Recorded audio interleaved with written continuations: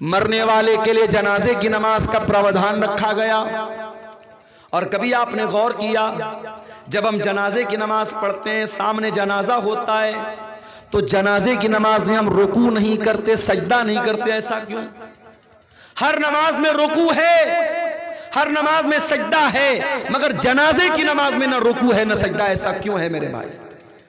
اس لیے کہ سامنے جنازہ رکھا ہے، اور اسلام کے اندر اتنا بھی پسند نہیں کیا گیا کہ سامنے اگر جنازہ بھی رکھا ہے تو اس کے آگے سجدہ کیا جائے یا اس کے آگے رکوع کیا جائے۔ سوچو، جو اسلام جنازے کی نماز میں رکوع اور سجدہ نہیں رکھتا ہے تاکہ کسی لاش کے سامنے سجدہ نہ ہونے پائے، اس اسلام میں کسی قبر کے آگے سجدہ کرنے کی اجازت کیسے ہو سکتی ہے؟ بنگال میں کلیا چک ایک جگہ ہے، کلیا چک میں ایک مسجد میں گیا نماز پڑھنے، پروگرام تھا میرا، وہاں پہ میں گیا تو دیکھا کہ مسجد کے اندر قبر موجود ہے، تو بہت پریشان ہوتا، اہل حدیث کی مسجد ہے اور مسجد کے اندر قبر ہے۔ میں نے کہا بھائی اہل حدیث کی مسجد میں قبر کہاں سے آئی؟ کہا مولانا صاحب بہت پہلے سے یہ قبر ہے۔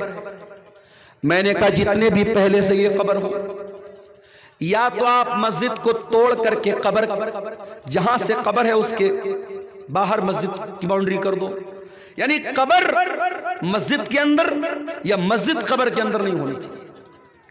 میں نے کہا دو راستہ ہے، یا تو آپ مسجد کی باؤنڈری کم کر لو، یا پھر اس قبر سے جو بھی مرنے والے کی لاش ہے، اب تو کافی دن کی قبر ہو گئی، تو اس کی لاش کے جو بھی بچے ہوئے پارٹ پرزے ہیں اس کو اٹھا کر کے نکال کر کے کسی دوسرے قبرستان میں لے جا کے دفن کر دو۔ لوگوں نے کہا مولانا صاحب آج تک تو کسی نے بیان ہی نہیں کیا۔ میں نے کہا میں بتا رہا ہوں بھائی، مسئلہ یہی ہے، جا کے فتویٰ لے لو۔ جمعہ میں نے وہاں پڑھایا، جمعہ میں بھی میں نے یہ بات بیان کی، اور میرے یہ جمعہ کا بیان کرنے کے کچھ دنوں کے بعد مولانا جرجیس صاحب کا وہاں پروگرام ہوا، انہوں نے بھی اپنی تقریر میں یہ بات کہی کہ قبر کو مسجد سے نکالا جائے۔ الحمدللہ اس پر عمل ہوا اور اب وہاں سے مسجد سے قبر کو ہٹایا گیا۔ یہ کوئی معمولی مسئلہ نہیں ہے میرے بھائی، یہ بہت سخت مسئلہ ہے۔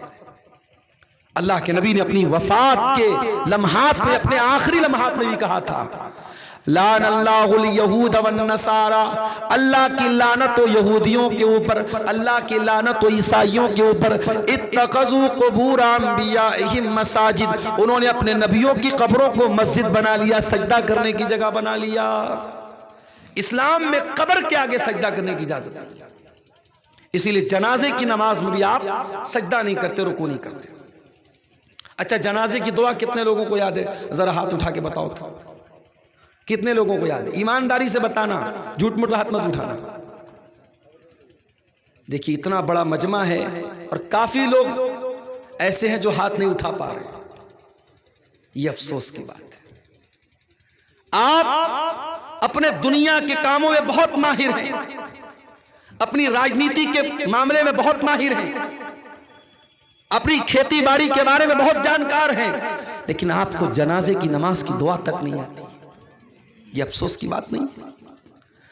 جنازے کی نماز میں اللہ اکبر کا امام صاحب نے پہلی تکبیر کے بعد سورہ فاتحہ پڑھے گا، بسم اللہ الرحمن الرحیم، الحمدللہ رب العالمین الرحمن الرحیم مالک یوم الدین، ایاک نعبد و ایاک نستعین، اہدنا الصراط المستقیم صراط الذین انعمت علیہم غیر المغضوب علیہم ولا الضالین، آمین، سورہ فاتحہ پڑھے گا۔ اس کے بعد کوئی سورت ملا لے گا، بسم اللہ الرحمن الرحیم، قل هو اللہ احد اللہ الصمد لم یلد ولم یولد ولم یکن له کفوا احد۔ اس کے بعد امام کہے گا اللہ اکبر، اس میں رفع یدین کر بھی سکتے نہیں بھی کر سکتے، دونوں طریقہ جائز۔ اگر آپ چاروں مرتبہ رفع یدین کرے تو بھی چلے گا، اور صرف ایک مرتبہ رفع یدین کر کے ہاتھ باندھے رہے تو بھی چلے گا۔ ایک بار اللہ اکبر کا سورہ فاتحہ پڑھا، کوئی سورت پڑھی، اب دوسری مرتبہ امام نے اللہ اکبر کا، آپ کیا پڑھیں گے؟ آپ اللہم صلی علی محمد وعلی آل محمد کما صلیت علی ابراہیم وعلی آل ابراہیم انکا حمید مجید، اللہم بارک علی محمد وعلی آل محمد کما بارکت علی ابراہیم وعلی آل ابراہیم انکا حمید مجید۔ درود شریف پڑھا، پھر امام نے کہا اللہ اکبر، اب یہ تیسری تکبیر ہے۔ اب اس میں آپ جنازے کی دعا پڑھیں۔ جنازے کی کئی دعائیں ہیں، چھوٹی چھوٹی دعا بھی ہے، تھوڑی لمبی دعا بھی ہے۔ ایک دعا جو بہت مشہور ہے، شاید جن کو یاد ہے یہ والی دعا یاد ہوگی، اللہم اغفر لحینا ومیتنا وشاہدنا وغائبنا وصغیرنا وکبیرنا وذکرنا وانثانا اللہم من احییتہ منا فاحیہی علی الاسلام ومن توفیتہ منا فتوفہ علی الایمان اللہم لا تحرمنا اجرہ ولا تفتنا بعد. یہ دعا ہے. اتنی تو کم سے کم آپ کو یاد ہونی چاہیے. اس دعا کا مطلب کیا ہے؟ اللہم اغفر لحینا، اے اللہ ہمارے زندوں کو بخش دے، ومیتنا ہمارے مردوں کو بخش دے. اللہم اغفر لحینا ومیتنا وشاہدنا وغائبنا، جو موجود ہیں ان کو بھی بخش دے، جو موجود نہیں ہیں ان کو بھی بخش دے. اے اللہ ہمارے مردوں کو بھی بخش دے، ہماری عورتوں کو بھی بخش دے، ہمارے بچوں کو بھی بخش دے، ہمارے زندوں کو بھی بخش دے، ہمارے مردوں کو بھی بخش دے. سارے لوگوں کی بخشش کی دعا کرتے ہیں آپ جنازے کے اندر. اس کے بعد آپ کیا کہتے ہیں؟ اللہم من احییتہ منا فاحیہی علی الاسلام، اے اللہ تو جسے زندہ رکھے اسے اسلام پر زندہ رکھے. ومن توفیتہ منا، اور جسے تو موت دے دے فتوفہ علی الایمان، اے اللہ تو اسے ایمان پر موت دے. اللہم لا تحرمنا اجرا، اے اللہ اس مرنے والے کے اجر و ثواب سے ہم کو محروم مت کر، مرنے والے کے ثواب سے ہم کو محروم مت کر. ولا تفتنا بعدا، اور اس کے بعد اور ایک حدیث میں یہ بھی الفاظ آئے ولا تضلنا بعدا، اس کے بعد تو ہمیں گمراہی میں مت ڈال، ہمیں فتنے میں مت ڈال. ایک چھوٹی سی دعا بھی جنازے میں آپ پڑھ سکتے ہیں. اللہم اغفر لہ وارحمہ وعافہ واعف عنہ واکرم نزلہ ووسع مدخلہ، اے اللہ اس مرنے والے کو بخش دے، اس کے اوپر رحم فرما، اس کو درگزر کر دے، اس کو عافیت میں رکھ، اس کی اچھی مہمان نوازی فرما، اور اس کے گناہوں کو دھو دے. یہ دعا بھی آپ پڑھ سکتے ہیں. تو جنازے کی تیسری تکبیر کے بعد آپ کو یہ دعا پڑھیں. اس کے بعد چوتھی تکبیر ہوگی، امام السلام علیکم ورحمۃ اللہ، السلام علیکم ورحمۃ اللہ، دونوں طرف سلام پھیرے گا، آپ سلام پھیر دیں گے. یہ جنازے کی نماز کا طریقہ ہے. اس کے بعد اور آگے بڑھیے. اب آپ جنازہ پڑھ چکے، اب مردے کو قبرستان لے کے جا رہے ہیں. دنیا میں انسان کتنا طاقتور تھا، دنیا میں اس کی فارچونر گاڑی جب گزرتی تھی روڈ پر تو لوگ تاکنے لگتے، نیتا جی کی گاڑی آ گئی، ودھائک جی کی گاڑی آ گئی، منتری جی کی گاڑی آ گئی، فلانے صاحب کی گاڑی آ گئی. اور آج جنازے پہ لیٹا ہوا ہے وہ انسان، اور اس کی جنازے کی چارپائی کو لوگ پکڑے ہوئے ہیں اور اس کو لے کے قبرستان جا رہے ہیں. قبر تیار ہے، اور قبر بھی آپ جانتے ہیں دو طرح کی ہوتی ہے.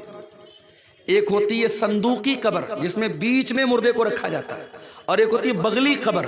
اور اللہ کے نبی کی جو قبر ہے وہ بغلی قبر تھی جس میں سائیڈ میں مردے کو رکھا جاتا ہے. تو قبر میں مردے کو اتارا جاتا ہے. اب جب قبر میں اتارا گیا اس کے بعد مٹی ڈالی جاتی ہے. مٹی ڈالنے کے ٹائم بہت سے لوگ دعا پڑھتے منہا خلقناکم ومنہا نخرجکم وفیہا نعیدکم تارۃ اخری. یہ دعا پڑھتے ہیں، یہ ثابت نہیں ہے، بس بسم اللہ پڑھ کے آپ مٹی ڈال دیجئے. مٹی ڈال دیا، ہاتھ جھاڑ کے چلے آئے. زندگی بھر اس بات کی فکر کرتے رہے لوگ کیا کہیں گے. صحیح کام کرنا تھا نہیں کر رہا تھا، کیوں لوگ کیا کہیں گے. مولوی صاحب نے تقریر میں بیان کیا بارات مت لے کے جا، جہیز مت لے تو، منگنی کی رسم مت کر تو، ہلدی کی رسم مت کر تو. آپ کی شیرشاہ بادی برادری میں کٹیہار میں مجھے لوگوں نے بتایا باقاعدہ بینڈ باجا تک کی شادی ہو رہی ہے. کہاں ہیں آپ؟ اتنے بڑے بڑے جلسے اور ہندوستان کے چنندہ علماء کو بلانے کا کیا فائدہ ہے اگر آپ کی برادری کے اندر جو الحمدللہ 80% اہل حدیث لوگ ہیں، آپ کی برادری میں ابھی بھی اگر ناچ گانے کے ساتھ اور بینڈ باجے کے ساتھ اگر شادی ہو رہی ہے اور 2-2 لاکھ روپیہ کیش لے کے شادی ہو رہی تو کیا مطلب ہے میرے بھائی. لیکن بہت ساری رسم و رواج کی بات آتی ہے، لوگوں کا یہی کہنا رہتا لوگ کیا کہیں گے. ارے لوگ کچھ بھی کہیں تو یہ دیکھ اللہ کیا کہے گا. تجھے حساب اللہ کو دینا ہے، لوگوں کو نہیں دینا ہے. لوگ تو تیرے مرنے کے بعد آئیں گے، قبر پہ مٹی دیں گے، ہاتھ جھاڑیں گے، چلے جائیں گے. لوگ تیرے اچھے کام کی بھی تعریف کرنے کے لیے تیرے مرنے کا انتظار کریں گے. جس دن تو مرے گا تیری قبر پہ مٹی دینے آئیں گے، اس دن کہیں گے کہ ہاں یار آدمی تو بڑا اچھا تھا. زندگی میں جس نے کبھی آپ کو اچھا نہیں کہا وہ مرنے کے بعد اچھا